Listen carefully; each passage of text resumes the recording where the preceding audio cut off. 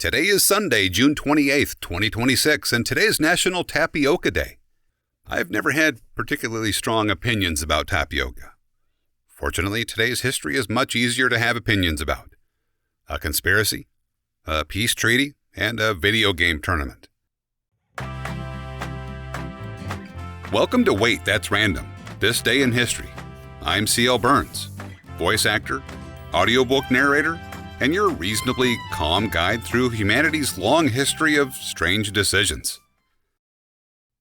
On June 28, 1776, Thomas Hickey was executed for his role in what became known as the Hickey Plot, an alleged conspiracy to assassinate George Washington. Whether every detail of the conspiracy unfolded exactly as reported has been debated by historians. But one thing isn't in dispute. George Washington believed the threat was real. The American Revolution was still in its infancy. The Declaration of Independence hadn't been signed. The Continental Army was poorly supplied, poorly trained, and preparing to defend New York against one of the most powerful militaries on earth. Thomas Hickey served in Washington's own lifeguard. His duty was to protect the commander-in-chief. Instead, investigators concluded he had become involved with a plot against him. Some accounts suggest the conspiracy centered on assassinating Washington. Others point towards sabotage and encouraging soldiers to defect. Whatever the complete truth may have been, Washington responded quickly. Hickey was court-martialed and publicly hanged before thousands of soldiers. The execution was meant to accomplish more than justice. It was a warning. Loyalty mattered. One thing I keep thinking about with stories like this is how fragile history can be. If Washington had been killed that summer, before independence, before the Constitution, before there was really a United States, history might have unfolded very differently. Fortunately, our next story wasn't about how wars begin. It's about how they're supposed to end. On June 28, 1919, the Treaty of Versailles was signed, officially ending World War I. For millions of people, it represented relief. After 4 years of industrial-scale warfare, the fighting had finally stopped. Entire generations had been lost. Empires had fallen. Europe was physically and emotionally exhausted. The treaty placed responsibility for the war on Germany and imposed severe financial penalties, military restrictions, and territorial losses.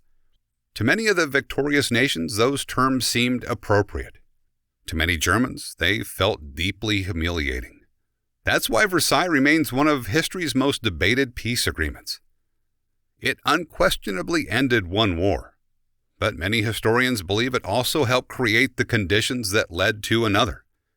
Economic hardship, political instability, national resentment. Those forces would eventually contribute to the rise of Adolf Hitler and the outbreak of World War II just 20 years later. It's a reminder that making peace is often far more complicated than winning a war. Thankfully, our final story is considerably less serious. Although, if you've ever lost a video game tournament, you might disagree. On June 28, 1981, Atari held one of the world's first major video game championships. Thousands of players gathered to compete in Space Invaders. Today, that doesn't sound unusual. Competitive gaming fills arenas. Professional players earn sponsorships. Millions watch tournaments online. But in 1981, the idea that people would travel just to watch someone play a video game sounded almost absurd. Atari saw something everyone else missed. People didn't just enjoy playing. They enjoyed competing, comparing scores, showing off, proving they were the best. Looking back, it's surprisingly easy to draw a straight line from that tournament to modern esports. The games became more sophisticated. The audiences became global. The prize money exploded. But the idea never changed. People love competition, especially when it's wrapped in something that's supposed to be just a game. And before we get to today's birthday, I have to admit something. June 28th may have been the hardest birthday choice of the entire month. I seriously considered Dan Aykroyd, Gilda Radner, Pat Morita, Kathy Bates, John Cusack.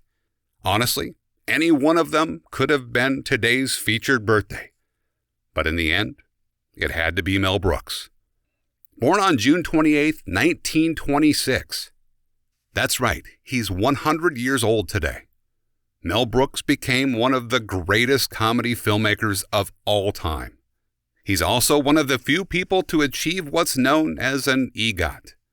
That's entertainment shorthand for someone who's won an Emmy, a Grammy, an Oscar, and a Tony.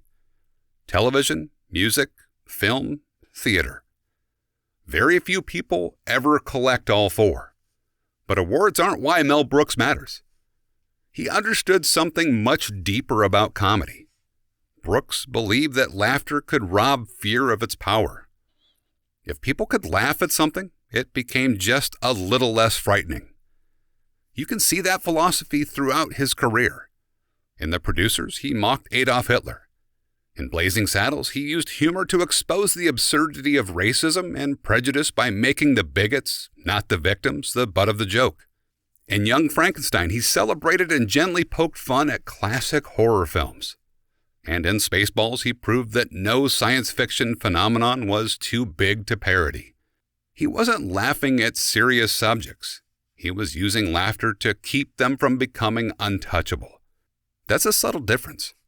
And I think it's one of the reasons his work continues to resonate decades later. While looking back across today's stories, I realized each one represents a moment where history quietly changed direction. A conspiracy that failed. A treaty that reshaped the world. A video game tournament that helped launch an entirely new form of competition. None of the people living through those moments knew exactly what would come next. Neither do we. History almost never announces its turning points. It simply keeps moving. Until one day we look back and realize everything changed right there. Anyway, that's what I ended up finding while working through June 28th. And before I go, here's today's oddly appropriate quote. Humor is just another defense against the universe. Mel Brooks. If you'd like to explore more of my work, books, narration, or ongoing historical curiosity, you can find it all at waitthat'srandom.com. I'm C.L. Burns, and I'm glad you were here for this one. I'll see you tomorrow.